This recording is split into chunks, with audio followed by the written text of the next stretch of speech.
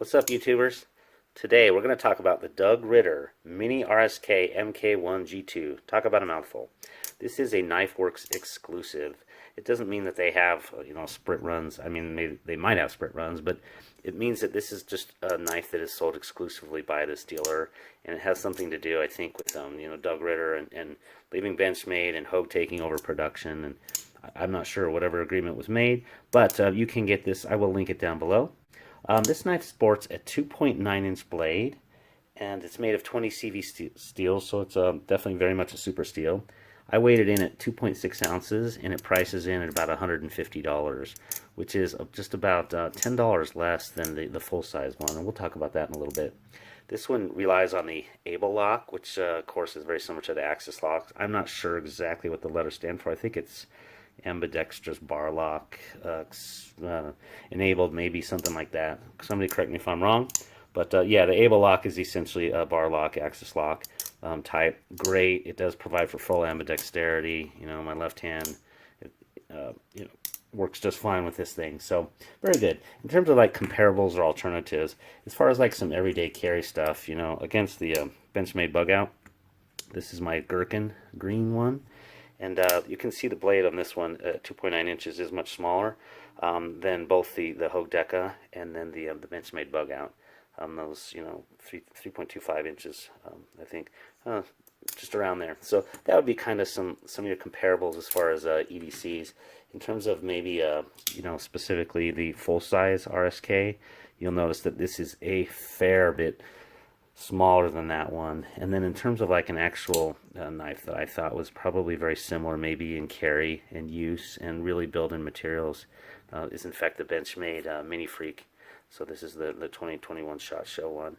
So I think that's definitely probably a much better comparison in terms of what might be some options for you out there. Let's go ahead and jump right into the pros of this one. Is this knife has fantastic Hogue quality, as pretty much every Hogue knife I've ever had. I mean, it's perfectly centered. It definitely had no blade play at all. It's just very tight, and sometimes that doesn't happen with these Able locks or Axis locks.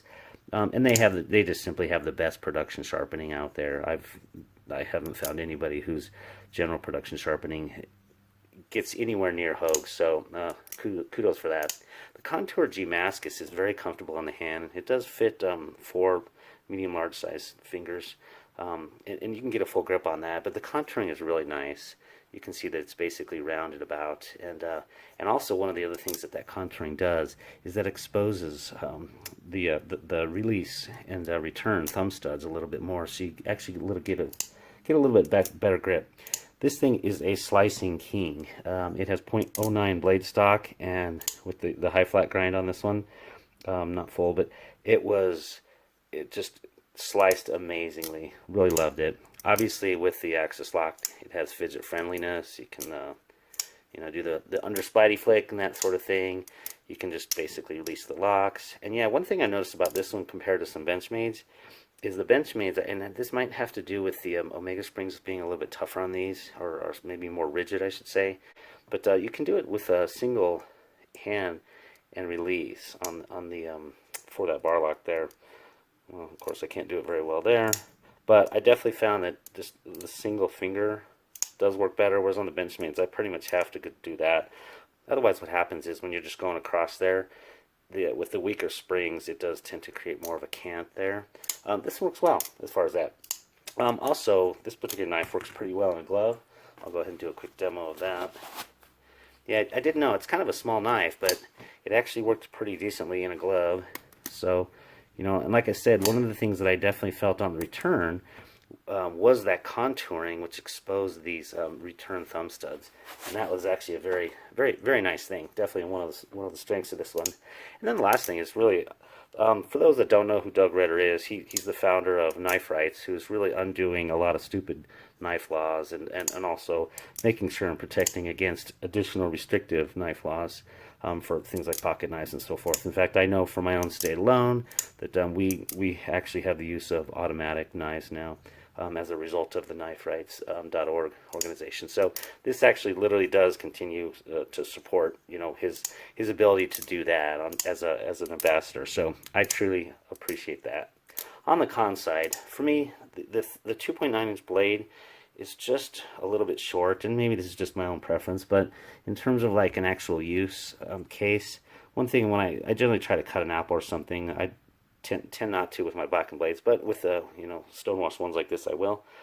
But a 2.9-inch knife doesn't really get through an apple very well if you look at it from the side, so that when you're having to cut down through this, you had to end up rotating the apple around, or the knife, you know, basically rotate the apple around to really actually even get through an entire apple. Whereas with things like the Deca, I don't have that problem. Just with that last little bit, it seems kind of a nitpicky, but and that's really kind of a personal preference. Is just a con for me is that anything sub 3 tends to not be useful for cutting like through an apple. I think the production choice of using the satin colored hardware, it just, you know, it does have a lot of screws on this one, but it just kind of says, hey, look at me. And I think if they had just used darker ones from the outset in production, now they do sell for $13 a kit on KnifeWorks. It's yeah, $13, which will replace all these as well as the pocket clip and darken that one out as well too. Speaking of the pocket clip, it's very functional, works well. Not the easiest to get into the pocket, but decently, and definitely works. The G10's got just about the right amount of texture. In fact, I kind of missed that on the, I meant to say that this beautiful starburst pattern on the Pro side also is actually very functional, so it looks kind of nice. And then the last thing, which is a really big con, I'll try to get this on the camera as best I can. Let me go ahead. But these thumb studs were so sharp, where these little cutouts occur for giving you some grip, those were actually, in addition to having the greatest knife sharpener in the business, I think they actually put, they probably sicked their knife sharpener on those to sharpen these, but these literally cut my hand. And this is one of those things that for me was such a bad con. I was like, oh, you'd have been kicked off of, you know, Forged in Fire for that. I was able to, and I don't mind being a knife enthusiast, and I obviously have all sorts of equipment. I don't mind actually knocking that down with a ceramic rod. Oh, not that one. You know, these particular deployment ones, these were actually just fine. It was the deployment thumb studs that were just so sharp. And I gave it to my daughter, and she said, oh, I would never open this because it was just so sharp. So I have knocked it down, and it works better. You know, it just takes about 10 minutes just to knock those little sharp points down. But that was, to me, that was a really, unfortunately, I hope that was just a one-off, because I have not experienced that with any other Hogues, and certainly I didn't either on the, you know, the full-size one, so I didn't have that problem. So I'm hoping that's just a one-off, maybe, I don't know, production rush or something. Somebody just didn't handle it. But that would be kind of the last con that I would have there. Overall, I would say if you can overcome that very big con, or you don't mind if you end up with one of those that's super sharp there, you know, spending that 5-10 minutes with ceramic rods to knock that down, and you prefer a sub 3-inch knife, this knife is an absolute winner by any measurement. You know, like I said, it does support Hogue-Ritter, and actually overall, I love the knife now that I've done that knockdown. Just a great, very, you know, very light, easy to carry. So I hope you found this of use. If you did, go ahead and like and subscribe, and have a great day. Take care now.